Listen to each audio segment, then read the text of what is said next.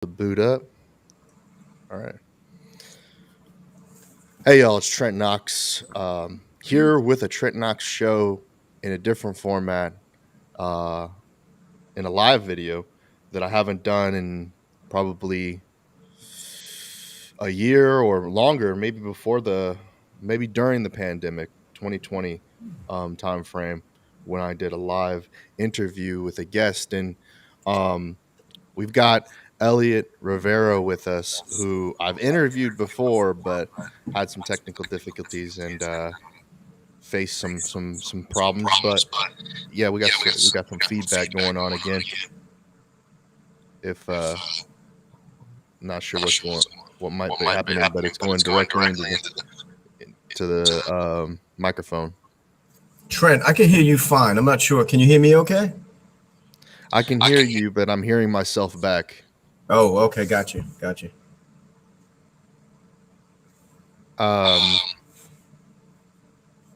Man, this might break. We might have some more technical difficulties this go around.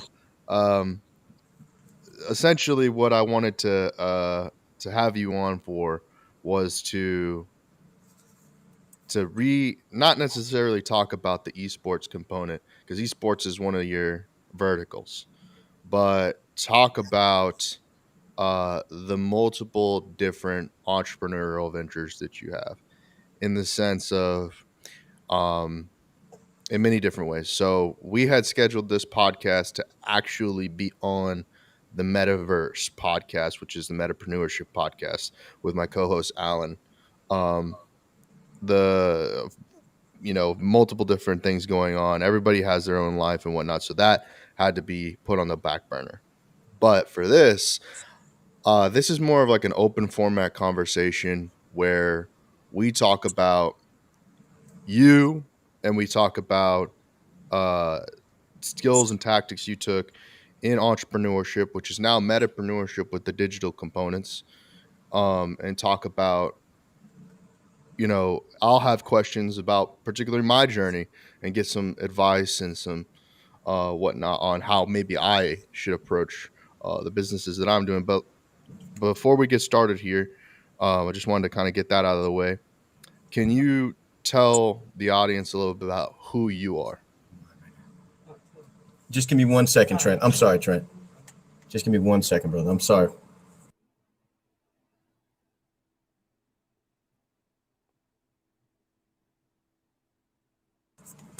Sorry about that, brother. Every time we get in our conversation, something goes on. It's kind of crazy, actually. It's kind of crazy. Hey, that's kind of good. I mean, it's good. It means we're working. We're working. Absolutely, we're working. So, last time we spoke a lot about esports. And what's happened since then is incredible, actually, to me, because we're in this world now. And that was just a couple of months ago, where the world's been flipped on its head in terms of Web3 specifically. And I guess, we could talk about the whole rise of like kind of what's going on from people trying to get into crypto, trying to understand that, trying to understand blockchain technology, trying to understand why these NFTs came to market, and now like a JPEG basically is worth 1.7 Bored Ape Yacht, CryptoPunk, and the access that gives everybody to. I'm sorry. Hold on 1 second. Look.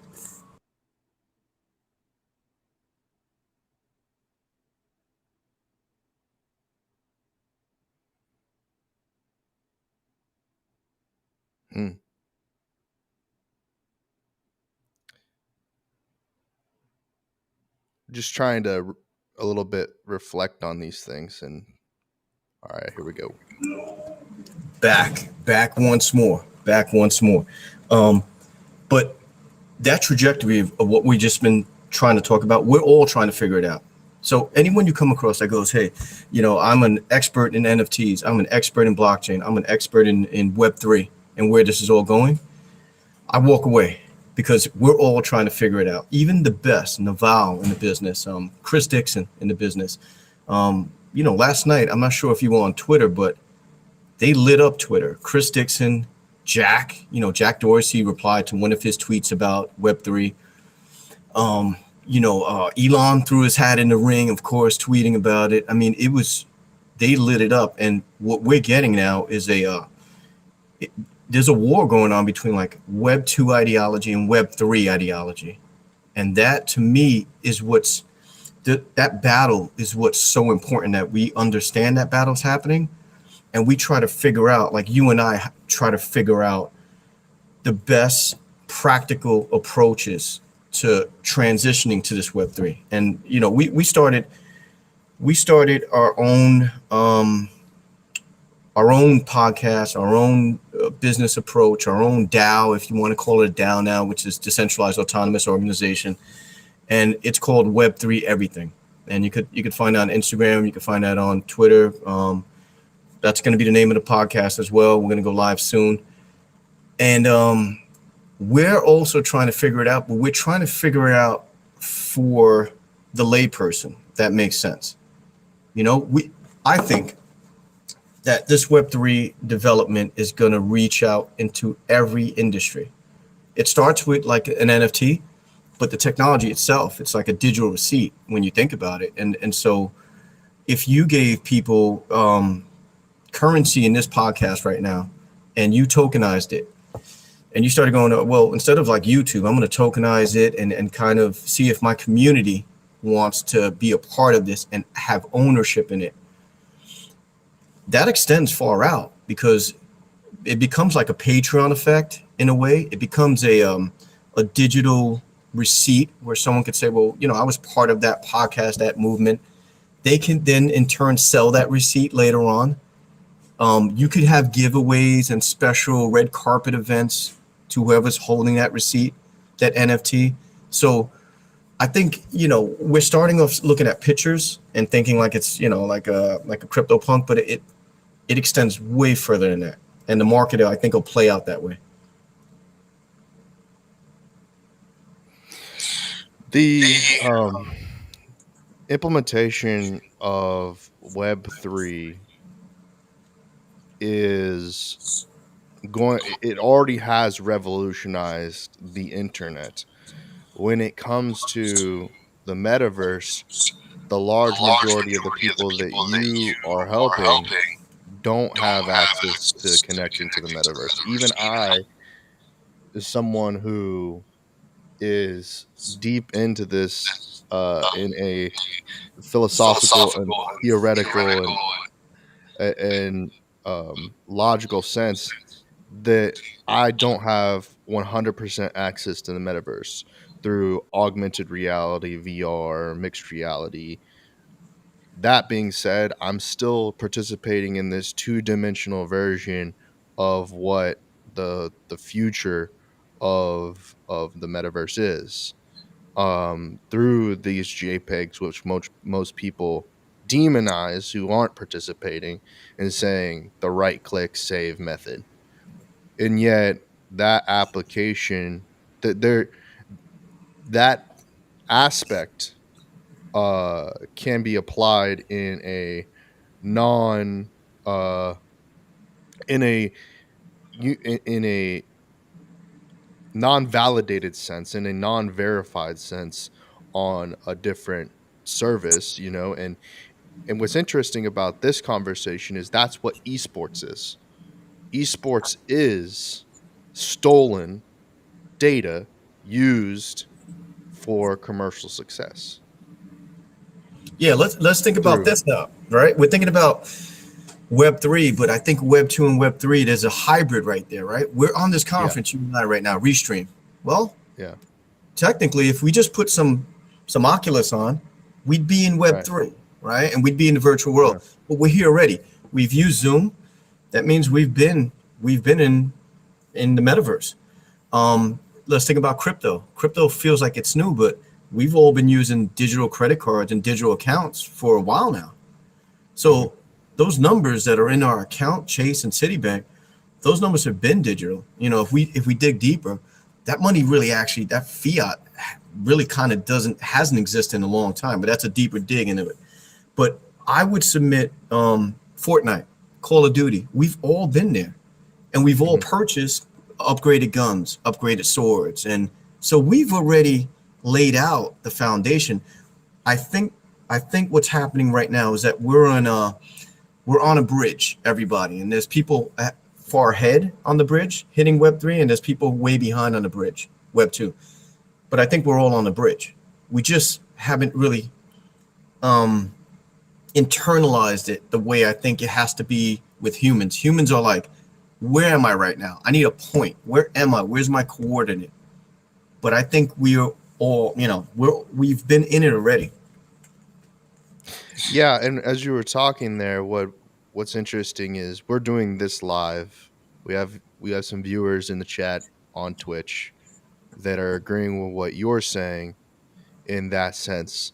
And when I was talking about the way that the layman is looking at it versus the person who understands the technology, and I was trying to relate that to how Defense of the Ancients and League of Legends are both copies of a game that existed as a mod within the Warcraft 3 world.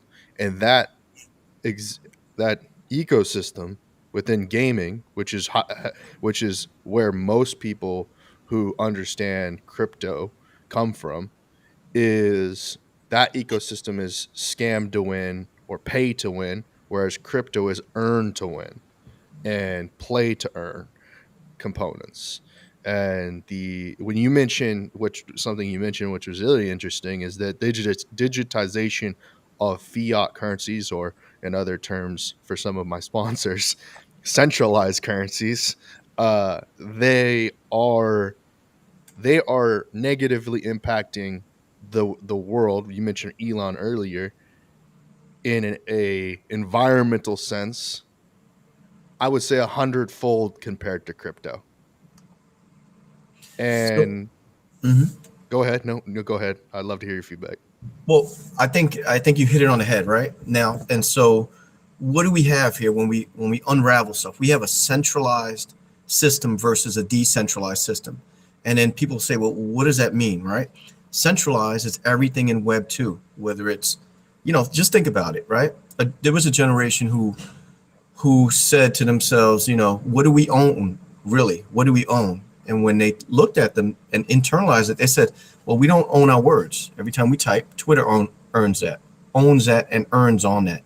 We don't even own pictures. Instagram owns that. We don't own a post or a picture and a post. Facebook owns that. We don't own cars, right? Because what do we have? We have, right. Lyft coming in and then they were told, don't even own a home. Airbnb, VRBO. So a whole generation was scammed out of. Can you say that again? What is VRB? What is that? VRBO, which would be VRBO is like the villain to Airbnb. They're their number one competitor. Oh, okay, I got you. Right, and so if you think about that, you have a whole generation who got scammed out of ownership, and that's the bigger story here, where they're saying that whole centralized way of one person owns, and I don't want to shit on Silicon Valley, but they, most of that wealth got transferred to that area of the country. And I think what we have now is a group of individuals who said, we're going to take back what we can, and we're going to create another world to take it all back in code. Now, mainstream is just seeing Ethereum and, Algorand and, Cardano. But I think the deeper dig is like a whole world's popping up. Have you ever read the book Snow Crash? No, I haven't, but I've been meaning to. Dude, You got to read that book. You got to read that book because it was written in, I think, 1993. I read it in about 98. And that's the origin of Metaverse. Dude, it's a documentary. Right. And so the other movie people could look at is like Ready Player One, and that's like a good mainstream approach to what's going to happen. Yeah. But like I think you hit it on the head. The war is centralized versus decentralized, and the first battles are like an NFT, a Bitcoin and Ethereum. I think those are like the first battles. The secondary battles are what you really have to sort of have your eyes on, because that's when the actual technology that these things are riding on permeate through every industry, which I believe it will, because it has to. Just think of a college, right? Think of a college. What have colleges done all this time? They've said, hey, come to school 4 years, right? I'm going to give you a piece of paper, and then you're going to owe $120,000. We're not going to promise you any job or anything else, and here's your piece of paper. The school literally owns all your data, and they give you a piece of paper for that.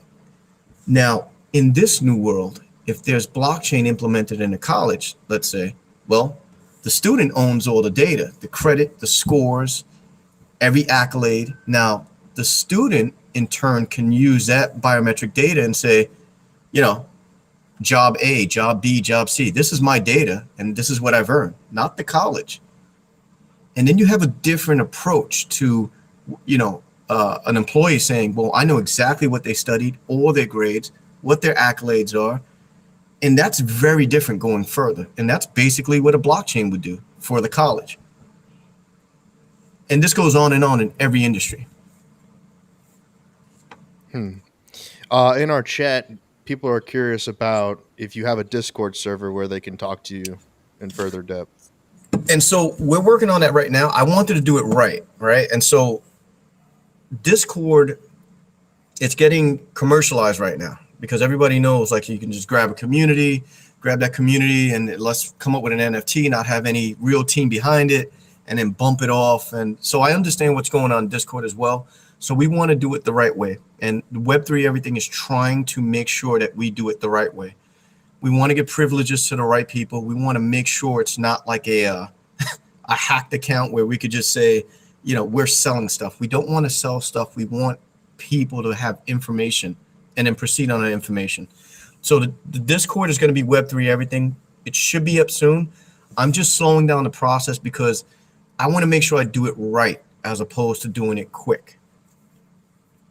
Yeah, absolutely. And going back to kind of talk about the conversation about higher education as it pertains to this Web3 development. I think that definition of what how people perceive or their perception around education can get convoluted. And so when you talk about that, what things do you think Web3 is going to revolutionize in higher education? Well, I think the whole premise of a college education is going to go by the wayside very soon. I think the whole industry is going to be shocked when the actual blockchain technology overrides what they're doing. Let's just say, for example, you wanted to have, what I do all day is jump online and hear lectures from MIT, from Harvard. I hear lectures from the great Peter Thiel if I want an investor. And that is free to me. And so how can a college compete with that free level of high-end information, especially when they don't provide the goal state? What's the goal state? The goal state is like, we're going to provide you with a job that can pay off the 120 in loans. They don't do that. And so you have a freemium model with the ability to learn at your leisure exactly what you want and speed up the rate of information that you learn. Or you have the old style Web 2 way of doing things, which is like the industry owns it. We're going to tell you it's a 4-year thing. We're going to make sure you overpay for these credits and leave you holding the bag literally with a piece of paper. So, I think it's more not revolutionize. I think it's going to destroy that industry, actually. Well, it's really complicated because I think there are a few outliers that exist within the system, like Harvard and MIT and Yes. And then your art schools like NYU that do have the capacity to withstand if they make the Proper pivot, if they do. which we know that with the alumni organizations that they're contextually going to be limited in that way. So have you heard of the University of Austin? I have. Yep. So what do you think about derivatives of the system, the established system? Do you believe that they're able to prosper? I think Lex Friedman's on that board. I might be incorrect about that. You might have You're to right. research. I'm not sure, but I think Lex is on that board. And Yeah. that to me, I think they're restructuring what a college is. And I don't think that when we look back, I don't think it's a new college. I think it's a new industry that they're creating that looks like academia.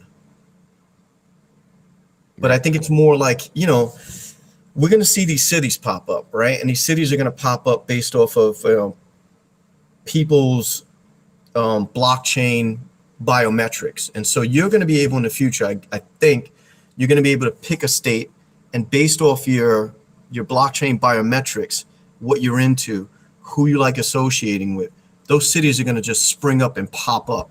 They're not going to look like the cities of today where you have to go to New York to get a job and you have to go to LA to be an actor.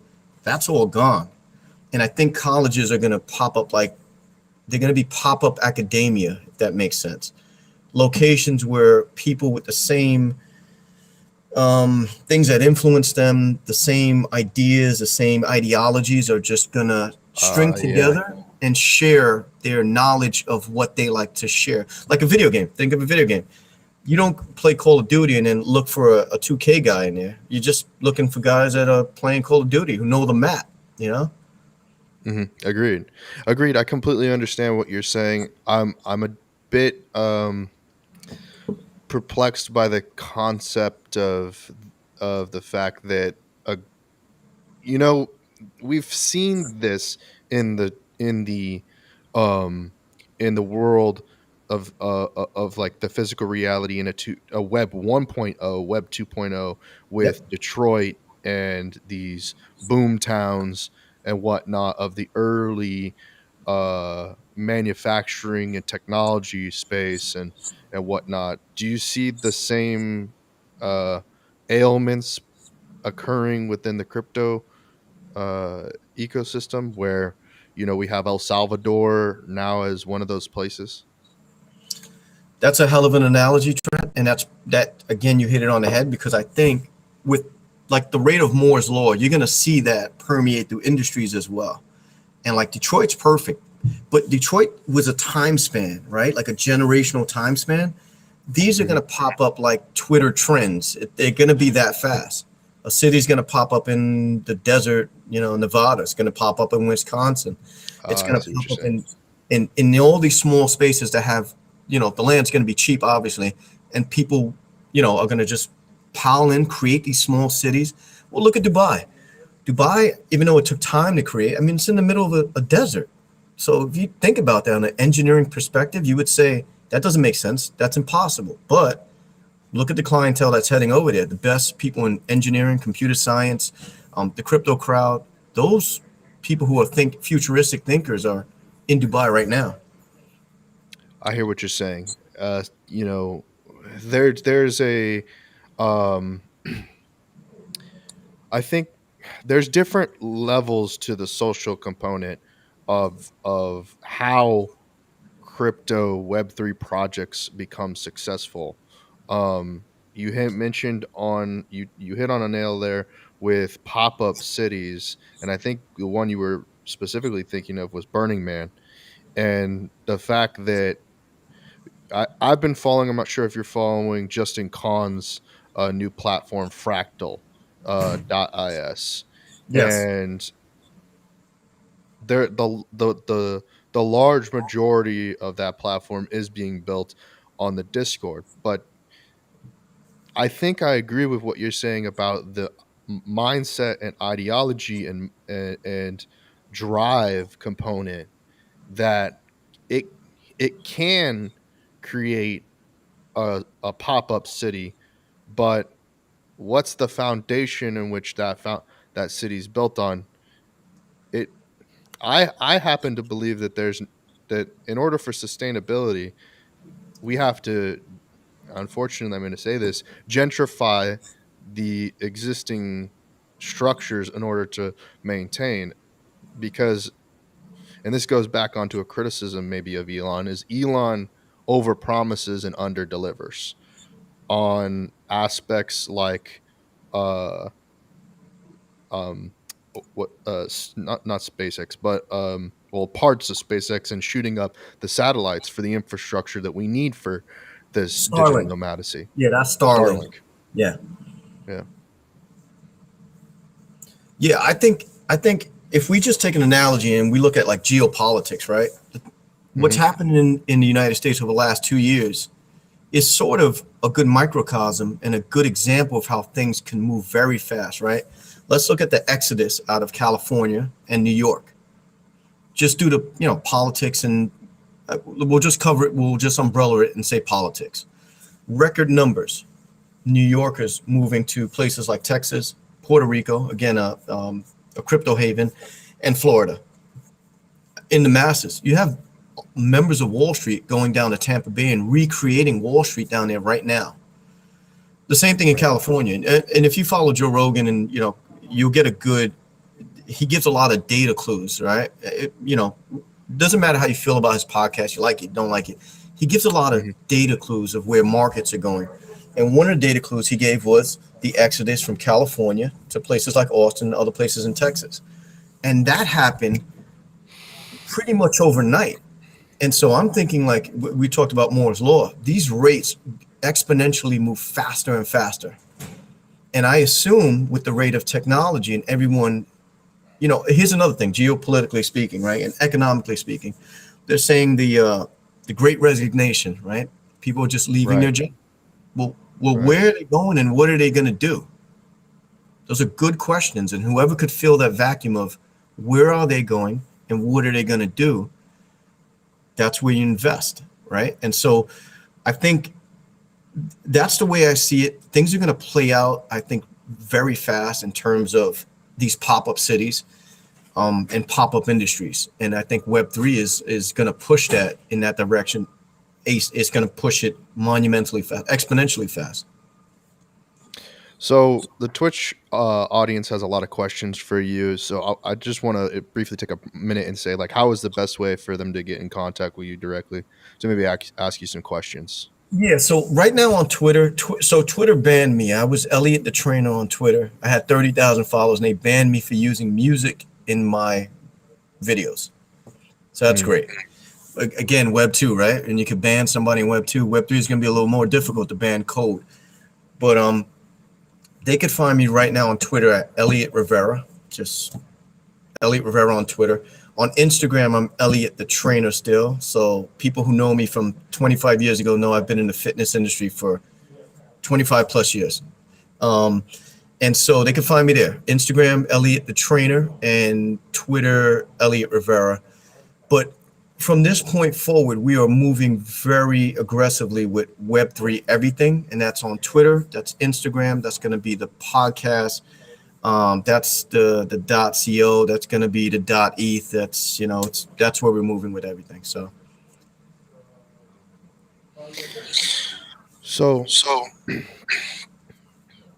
I'm not sure where to take it from here. We kind of hit on so many different pieces that I kind of, where I'm at as far as my participation in Web3 right now is heavy into DeFi.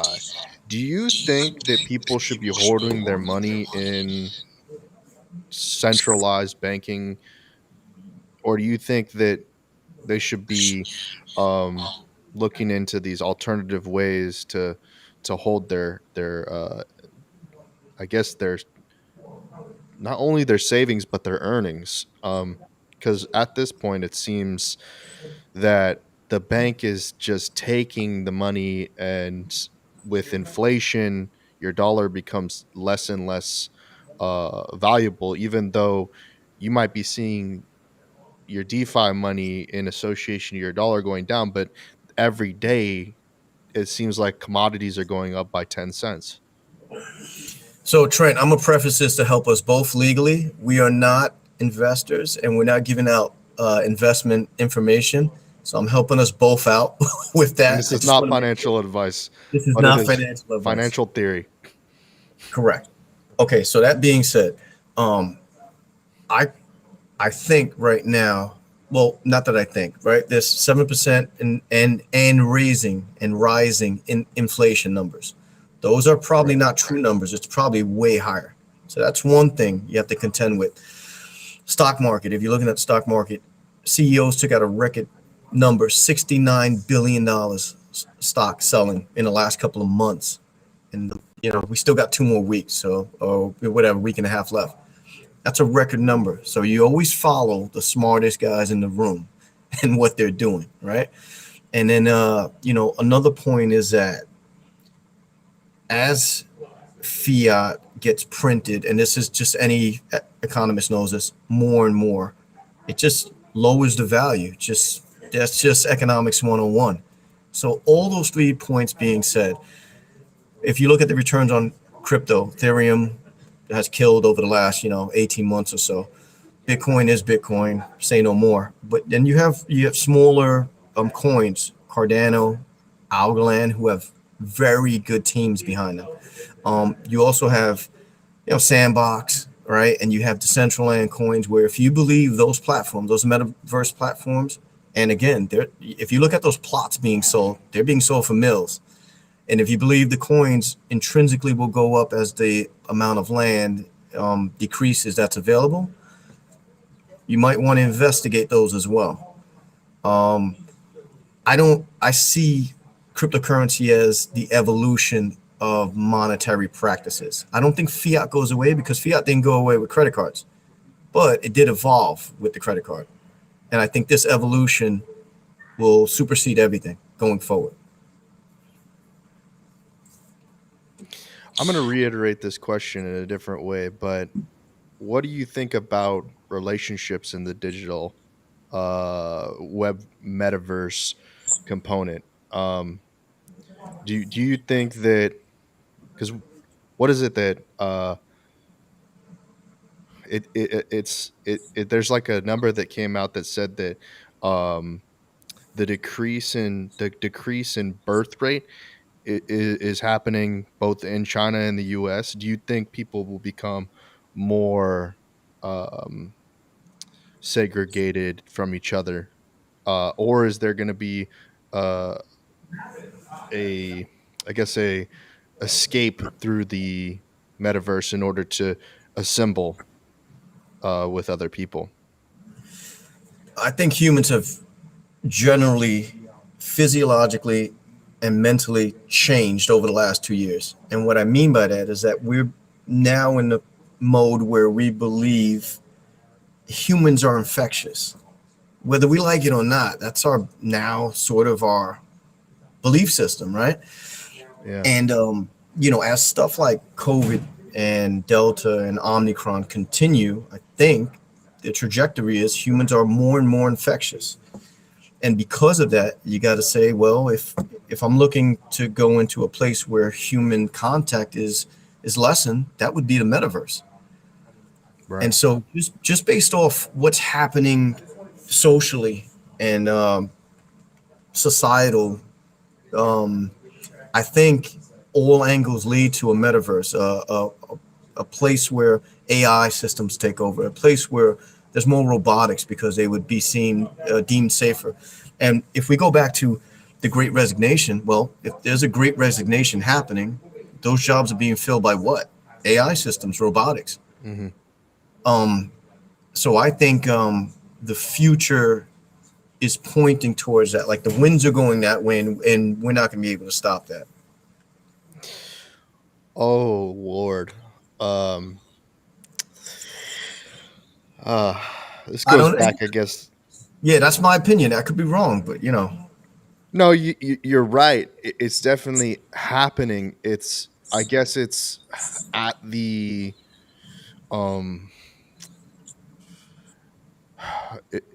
it's guys like Elon and Bezos and Zuckerberg that are able to navigate the ship with solar winds at that height. But then it's issues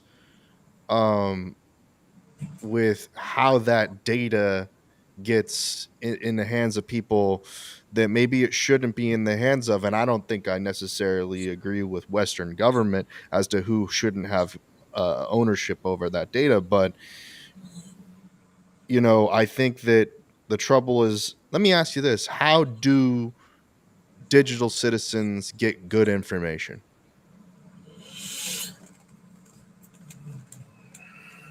That's a tough one, right? Because if you and I want to search for an answer, we search Google. But Google is a Web2 platform. So every time you search, they're able to monetize everything you searched, right? Mm-hmm. And so good information, I think in the future, is going to come from peer-to-peer information. The same way you and I are doing this right now. The same way Joe Rogan has, really been at the forefront of what a 3-hour conversation can do, where you can expand on ideas and share much more layered information. And I think that's the future. Things like this, what we're doing, is the future of information, as opposed to Wikipedia and Google and, just these platforms like Twitter telling you what a trend is, even though it's not really trending. That's the fight. Centralized, the biometric data is in the hands of a few, and then decentralized, where we're sharing our biometric data, you and I, and we're sharing information, you and I, and hopefully, everyone on the Twitch stream, the YouTube stream, they're all sharing information just like that. I think that's where next level information is going to come from. I totally agree. The trouble with some of this is that it's information that can limit our ability to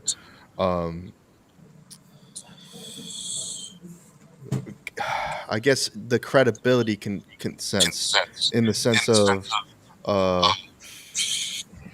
social proofing nature of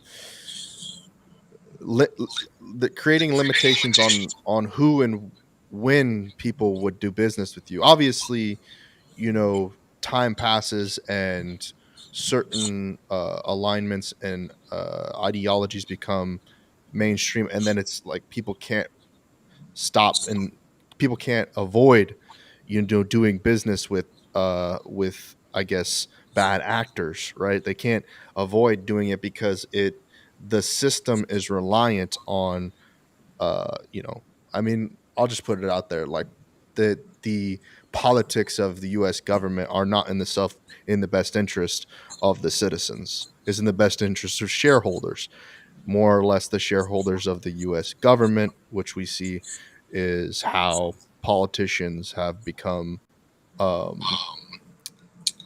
it's a legacy. It's inherited. You inherit your position in government. So in crypto, we've yet to find our founding fathers. I mean, we talk about it a little bit. We have the Vitalik Buterins, the Satoshi Nakamoto's, right? Which is an ambivalent character we can't put a description on. Some people like to say that there's a Tampa man, a Florida man who created it. Yeah. But that's yet to be defined based on a lot of different reasons. But how can the people that the Web3 everything is going to serve start to build a receptor in order to receive the information that you have to offer them? I think what we're doing right now is the first antenna put up.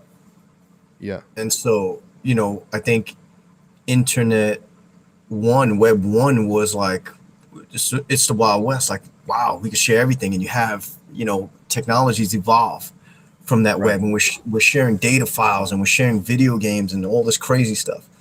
And then Web 2, you had certain conglomerates, certain industries just take it over and funnel that biometric data so they can monetize it. And I think at the end of that funnel right now, if you flip that funnel, I think that's what's happening right now. They lost control of it, and it's again the Wild West, and that's Web3. And so, just like a wave pattern, this is it's it's a point now where all the, let's say, the fluid is unleashed and it has to be reorganized again. And I think that's where we're at. And so again, your audience is going to say that guy's full of shit or he's not full of shit. And so that's a vetting system that they now have access to, which they didn't have before in like Web 2. Web 2 was just like, again, Twitter. Twitter has a Twitter trend and story. This is the story of the day, and I don't care what you feel about it. And if you feel a certain way about it, we'll just delete you. Facebook will just, take you off. YouTube will demonetize you. And I think that gives a community like yours a chance to vet a person like myself and your future guest, which they should be doing. It's incredible because this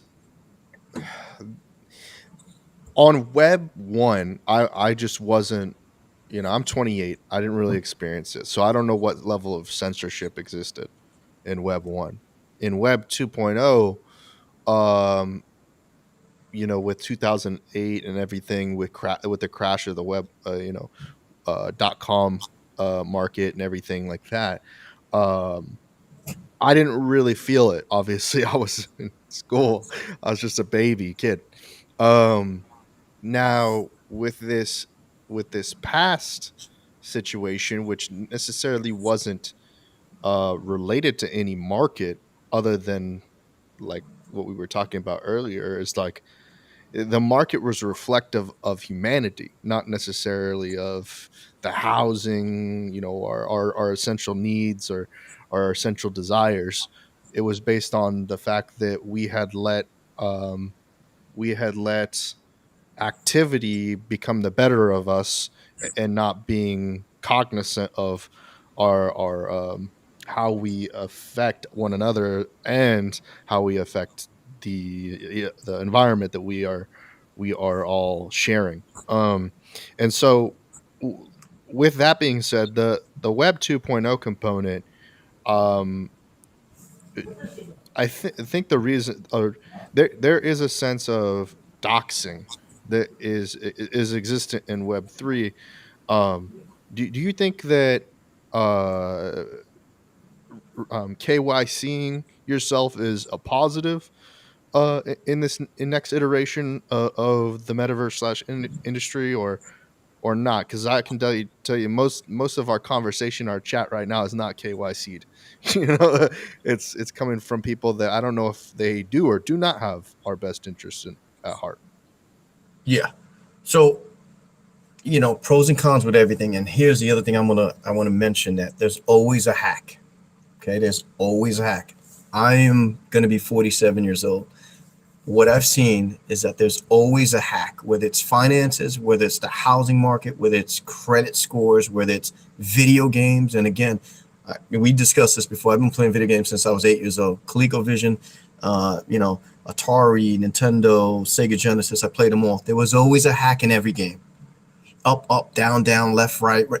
There's always a hack. And so even though we're talking about crypto and we're talking about, DAOs, and we're talking about the next layering of blockchain and decentralized, there's hackers out there. And for all we know, there's big VCs, and I'm sure of this, behind a lot of the NFT guys that are prevalent right now, because it's really hard for me to wrap my brain around how the Bored Apes get into like someone like Steph Curry's hand by accident, and then a wide range of highly influential people by accident. I saw that happen on social media. Twitter started up, and all of a sudden, Kim Kardashian's on, all these high-level people are on. And I know from a marketing perspective how that works, So it's always weary of everything, all right? And you should always investigate as much as you can. That being said, I think the technology itself is a game changer. The technology, the layering of the technology behind all this is game changing. And again, your Discord, your Twitch stream, if this is on YouTube, your community has the right to say this is garbage, right? Both are garbage.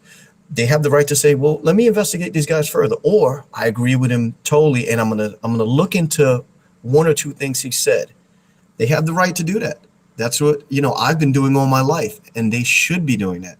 I think the problem is when you're just given one perspective and told, if you don't agree with this perspective, you're going to get banned or deleted. And that's where Web 2, I think, overplayed their hand. And once they overplay a hand, like a card game, you become dead fish. People see it, and you've overplayed your hand. And that's when the losses happen for the person that overplayed their hand, just like poker. Oh wow, yeah, this is definitely something that I've mentioned. I just had this conversation with another friend of the show conversation, in the sense that his perspective has come to that, and it's only my interpretation, and I can't always big up and put a lot of positivity behind some concepts, and what's right for one person may not be right for the other, so his perspective is that the stakes need to be lowered, that ambition is I'm now get ambition is something that can kill the cat just as curiosity can. And in the sense that overworking yourself can lead to physical deterioration as well as mental instability. And in his case, that's from what he said and what he's come out publicly about, that's true to what I know. Now, I have to ask you, as we're wrapping up, kind of do rapid fire here. Sure. On a couple different topics. Gary V being one of them, top 10 NFT V friends. Yep. The way he markets things I've seen too many entrepreneur burnout based off of hustle porn. How do you find a balance within working hard and working smart?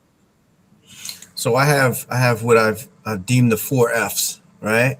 And this is what I use. It's like the playbook for myself. It's family, it's fitness, it's finances, and it's fun. Those 4 F's I always go back to.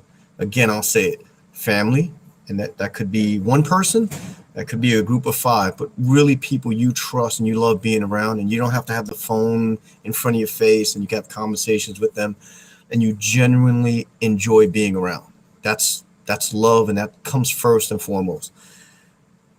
When it comes to fitness, when I go to the gym, all right, and I break a sweat and I'm working out hard.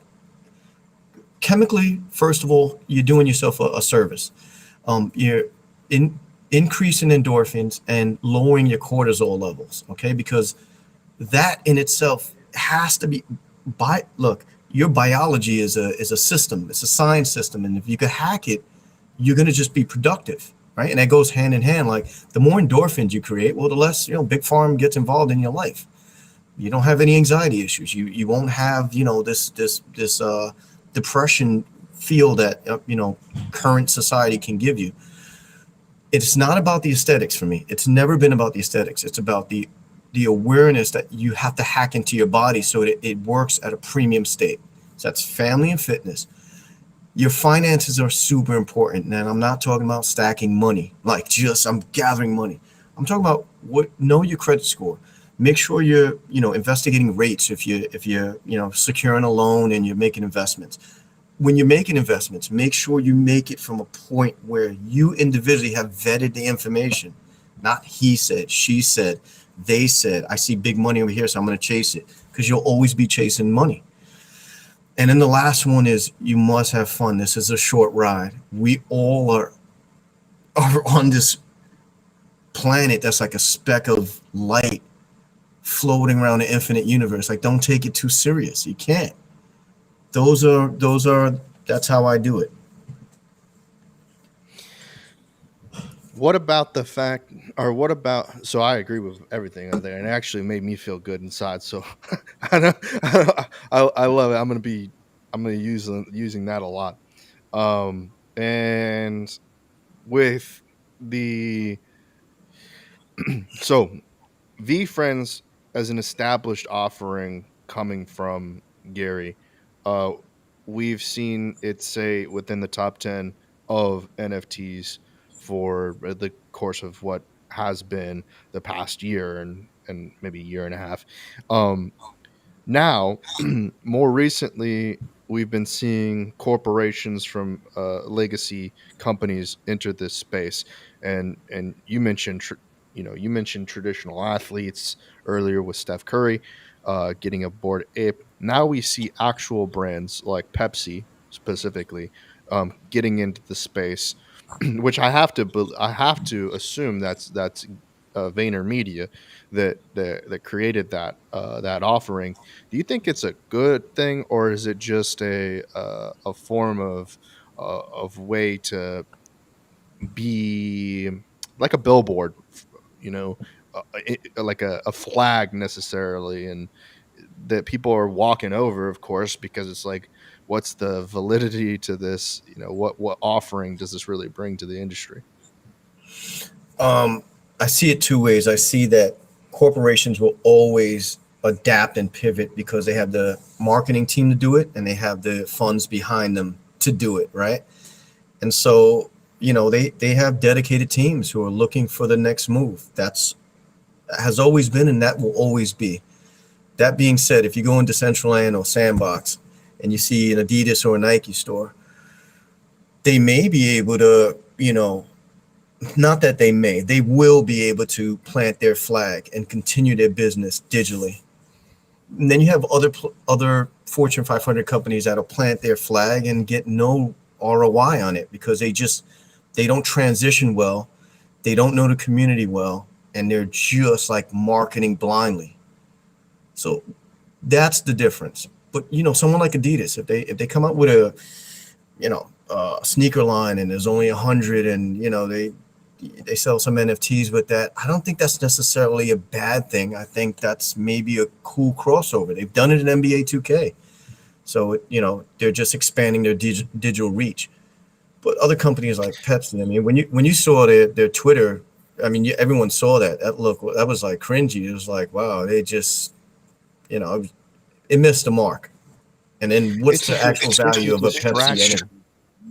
Yeah, is the word I'm getting at, because it is a very terrestrial marketing tactic in the sense that nobody likes it when the advertising obstructs your the NFL game or Sunday night game or Monday Night Football, and they've like, what is it, 2021, and they finally adopted picture in picture on a few aspects.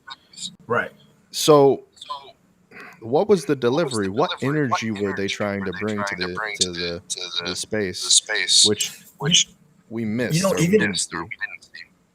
Trent, even bad marketing is better than no marketing. So remember, everyone was talking about that Pepsi NFT. So it still worked in a weird way to get more eyes on the product. So marketing cuts a lot of different ways, and you'd be surprised how they have teams that know that they're going to post stuff that's going to be cringy, but still it's going to trend. Absolutely. I totally agree. And I guess, this is where it goes to where we can maybe talk a little bit more about Nike, which is not correlated in any way, I think, to the other marketing strategy, and that they've taken the approach that they're putting their marketing money in emerging technology versus marketing for I guess for me, NFTs are existing technology at this point. Maybe I'm on the 1% of people and whatnot within that, but I still think that technology exists. Now, for what Nike did with acquiring RTFKT and the augmented reality component and buying future asset brands, I mean, that's not something that I think people largely people don't have the accessibility to use something like that. What do you think about that acquisition? I thought it was a very shrewd they acquired a shrewd company, right? And it was a shrewd move because going forward, they have a company that's going to really be their right hand in most VR, AR, metaverse platforms. So they didn't get an artist, they got a team. And that team's going to that team has a good community behind them. And I think they're going to be able to do a lot of augmented stuff. You saw that little reel they had out with the sneakers and the, face changing. So it was sick, right? It was sick and it was cool. It was actually cool. So again, you have the cool factor, you have the team factor, and you have now a right hand directly in the metaverse. And first to market is very important in the next couple of weeks and months. And they got there. I thought it was shrewd. I thought it was a great move. So even for you and I, we probably think we've seen technology that supersedes that technology before at conventions and all, even in the ether, as far as like the future of that is the Apple glasses and the actual aspect of what that could be. Is there any project you see that is so innovative, cutting edge, that maybe the audience or whatnot have not, even I haven't, I don't see everything. That's the one thing I think goes back to something you said. There are no experts in this space. There are just people pursuing this industry to get educated and more knowledge, and I'm always looking for new projects. Are there any projects that you see out there that are like really interesting? When it comes to projects that are interesting, I think it's so early that everyone's just getting in, right? And saying like Instagram was like, we're exploring NFTs, okay? Discord, we're exploring Ethereum. We have Tinder, we're exploring NFTs. And so you don't have projects that are solid projects. Like there's a company I know of, I can't mention them right now because I'm working with them right now, but they have holographic technology. This is mind-blowing next level stuff where you have a table and you have holograms that look freaking real. And if it becomes a gaming thing, it's going to be like next level crazy stuff. But I can't mention the name of the company yet, but you'll see it soon probably. That's next level. In terms of next level, well, let me change the question a little bit, because let me change the question. What is the most interesting like sub genre within Metaverse Web3 that you're interested in? DeFi, DAOs, the buzzword component, and like, what do you think is innovative about them? Okay, so I think the DAOs is actually the most critical aspect to understand, right? And this is me speaking based off what I've seen so far, my understanding. I believe every industry is going to have to tokenize their experience. Okay, and what I mean by that is like a decentralized autonomous organization that's able to vote and has actual equity in a company. Who wouldn't want that, right? A voting system where like your community right now has equity in this podcast and they're saying, this is great.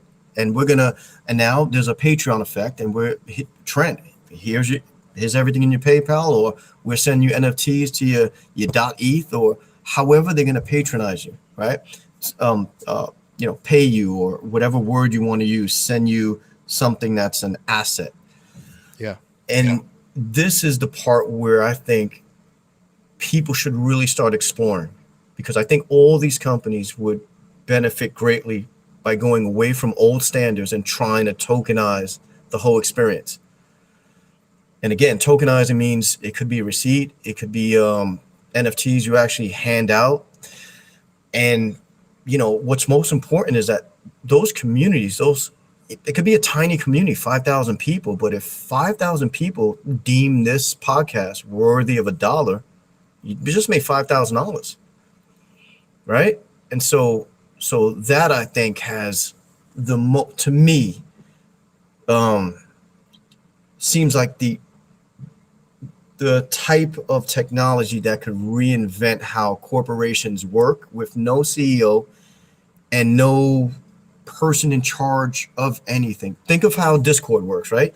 You have a moderator, and then you have people who are like, there and can share information. It's like just one organism as opposed to like a period scheme where there's a hierarchy in old Right. Web 2 sort of industries. I would really concentrate on DAOs from here on out. I think that's the one. I think there's a lot of value in this podcast, and I'm really appreciate you having come on the show and whatnot. And I hope to see Alan get better. I know he's probably listening to this and wishing he could be here and whatnot. As we're gonna do another one. We're gonna have you back on the Metapreneurship podcast when we can really get Love it that thing going. for Um, sure. and speak to that audience as well. This audience is really appreciative of you coming on and spending your time. Before I let you go, I want to ask. I want to let you know there are a lot of questions for you, and from all different aspects, and they definitely want to know about that project that you're getting involved in with the Okay. hologram tables. So Yeah. if you can let everybody know how they can get contact you one last time, and what are the best ways to get engaged with you? Sure. So Twitter again, it's Elliot Elliot Rivera Rivera, just like that on Twitter. And again, I had an old handle. They may give it back to me. Who I don't really care at this point, but whatever. Instagram is Elliot the Trainer. You could actually find us on Web3 everything, and that's just spelled out the way it sounds, web, and then the number 3, and then everything. That's on Instagram. That's on Twitter. That's going to be the podcast, which I'm going to have Trent on. Yes. Absolutely. Perfect. Okay. Perfect, man. I appreciate that. And then, that's where I'm at right now. And I appreciate you taking your time to have me on. These are deep subjects, man. These are not easy subjects to navigate, and the world changes like by the tweet. So this is cool to like flush out ideas. I love this. Yeah, absolutely. Thanks again, Elliot Rivera, coming on the show. This has been the Trent Knox Show. Y'all have a great day, great evening, wherever you are in the world. But check out some more crypto stuff. I'm sure you'll enjoy it.